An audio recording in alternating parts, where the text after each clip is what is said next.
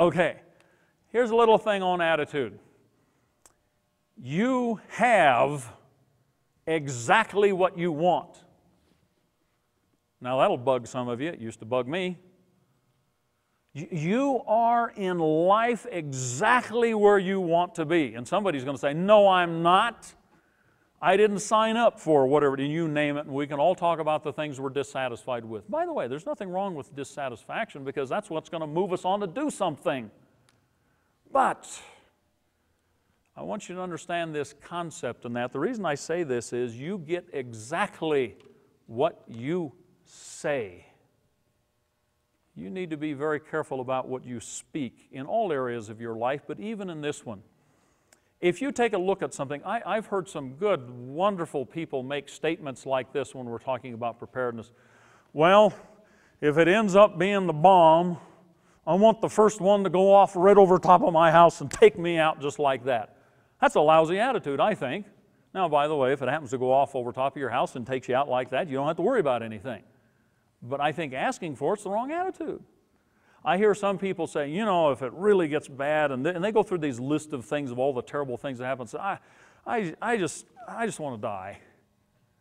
I don't think that's the right attitude. I don't think that's something we should be voting on, if you get my point. I think that we have a responsibility to ourselves, to our families, to our community and people around us, to do everything that we possibly can for as long as we can, as good as we can, to the benefit of as many people as we can. I think that's a part of what life is about. Therefore, emergency preparedness is important, is useful for us and for other people. But be careful what you say. You see, you get what you think about. If you think about all the bad things that can happen to you, or how bad it is, or how oppressed you are, or how miserable you are, guess what? That's what you get. You say, but I don't want to be unhappy. Well, then stop being unhappy. Some of you won't like this, but you see, you choose to be unhappy. Now, wait a minute, somebody says, now, you mean that how I react, key word, how I react is within my control? Yeah, how you respond really is within your control. Somebody makes a statement, but he made me mad. Nope. Mad's a choice. You decide whether you're mad, sad, happy. Now that may prick you just a little bit, and I want it to, because as you're facing difficult things, as you have or will face hard things, you need to have the mental mindset that says, I'm going to be okay, I choose to be okay, but you're going to have to start now. What you say, what you think about, what you read, what you look at, the kinds of people you hang around, the kind of papers you read, those kinds of things are going to determine the kinds of attitudes, feelings, and reactions that you have.